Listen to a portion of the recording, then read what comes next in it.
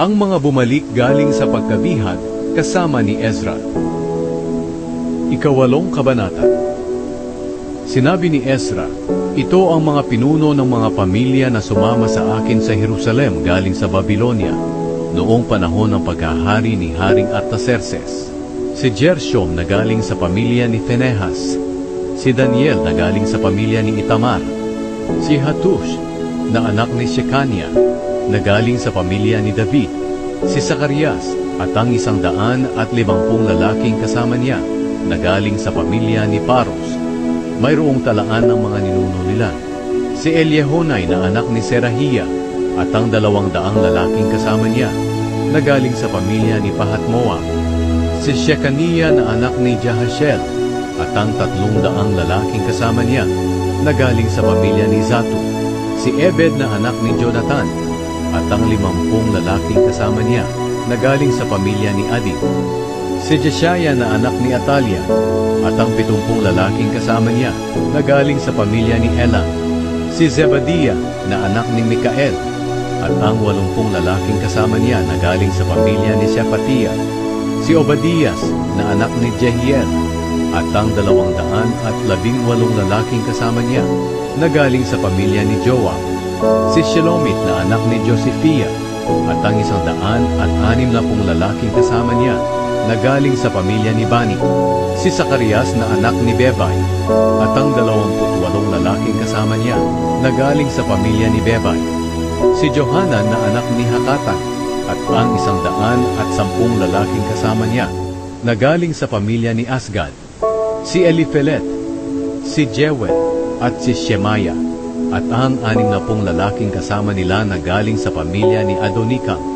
Si Utay at si Zakur at ang 70 lalaking kasama niya na galing sa pamilya ni Bigvai. Ang pagbalik ni na Ezra sa Jerusalem.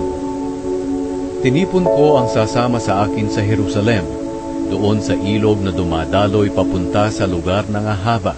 Nagkampo kami roon ng 3 araw. Nang tingnan ko ang talaan ng mga tao na sasama sa akin pati na ang mga pari, nalaman kong walang mga Levita roon. Kaya ipinatawag ko ang mga pinuno ng grupo na sina Eliezer, Ariel, Shemaya, Elnatan, Harib, Elnatan, Natan, Zacarias, at Meshulam, at ang 2 matalinong tao na sina Joyarib at Elnatan. Pinapunta ko sila kay Ido na pinuno ng lugar ng Kasifia para hilingin sa kanya at sa mga kamag-anak niyang utusan sa templo na magpadala sila ng mga tao na maglilingkod sa templo ng Diyos. Dahil tinulungan kami ng Diyos, ipinadala nila sa amin si Sherebiah kasama ang kanyang mga anak at mga kapatid niyang lalaki na ang kabuuang bilang ay 18. Si Sherebiah ay maabilidad na tao at mula siya sa pamilya ni Mali na lahi ni Levi. Si Levi ay anak ni Israel. Ipinadala rin nila si Hashabiah at ang mga kapatid at mga pamangkin nitong lalaki na 20 ang bilang, kasama si Jeshaya na galing sa pamilya ni Merari. Ipinadala pa nila ang 220 utusan sa templo. Ang mga utusan sa templo ay pinili noon ni Haring David at ng mga opisyal niya para tumulong sa mga Levita. Nakalista lahat ang mga pangalan nila. Nag-ayuno at nanalangin sina Ezra. Doon sa tabi ng ilog Ahava, sinabi ko sa grupo na mag-ayuno kami at magpakumbaba ng mga sarili namin sa presensya ng aming Diyos para hilingin sa Kanya na ingatan kami sa paglalakbay, pati ang aming mga anak at mga ari-arian. Sapagkat nahihiya akong humingi sa hari ng mga sundalo at mga ngabayo na magbabantay sa amin laban sa mga kalaban habang naglalakbay kami.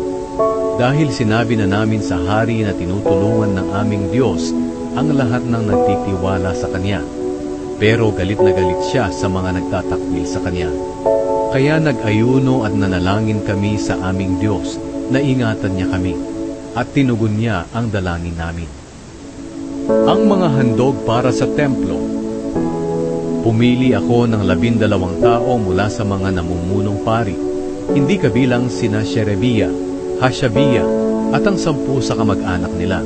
Pagkatapos ipinagkatiwala ko sa kanila ng walang kulang ang mga pilak, ginto, at mga kagamitang ibinigay ng hari, at ng mga tagapayo niya at mga opisyal, at ng maraming Israelita bilang tulong sa templo ng aming Diyos. Ito ang aking ipinagkatiwala sa kanila, 22 toneladang pilak, 3 toneladang kasangkapang pilak, 3 toneladang ginto, 20 gintong mangkok na mga 8 kilo, 2 tansong mangkok na pinakintab na kasing halaga ng mga mangkok na ginto. Sinabi ko sa mga pari, kayo at ang mga kagamitang ito ay ibinukod para sa Panginoon. Ang mga pilak at ginto ay handog na kusang loob sa Panginoon, ang Diyos ng inyong mga ninuno. Ingatan niyo itong mabuti, hanggang sa madalan niyo ito sa mga bodega ng templo ng Panginoon sa Jerusalem na walang kulang, sa harap ng mga namumunong pari, mga Levita, at ng mga pinuno ng mga pamilya ng mga Israelita.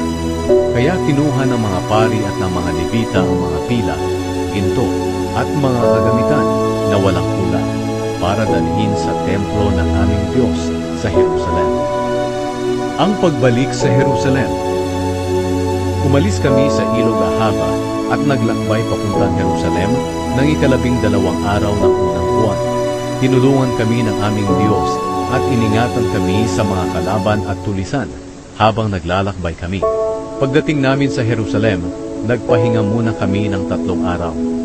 Nang ika-4 na araw, pumunta kami sa templo ng aming Diyos at ipinagkatiwala namin ang mga pilak, ginto at mga kagamitan ng walang kulang kay Meremot, na pari na anak ni Uriah.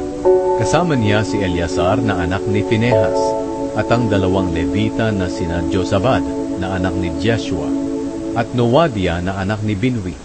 Binilang at tinimbang ito lahat at inilista. Pagkatapos, ang lahat ng bumalik galing sa pagkabihag ay nag-alay sa Diyos ng Israel ng mga handog na sinusunog, 12 toro para sa buong Israel, 76 na lalaking tupa, at 77 batang lalaking tupa.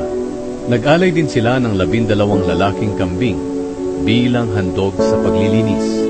Ang lahat ng ito ay ang mga handog na sinusunog para sa Panginoon. Ibinigay din nila sa mga gobernador at mga opisyal ng lalawigan sa kanluran ng Euphrates ang dokumento kung saan nakasulat ang utos ng hari.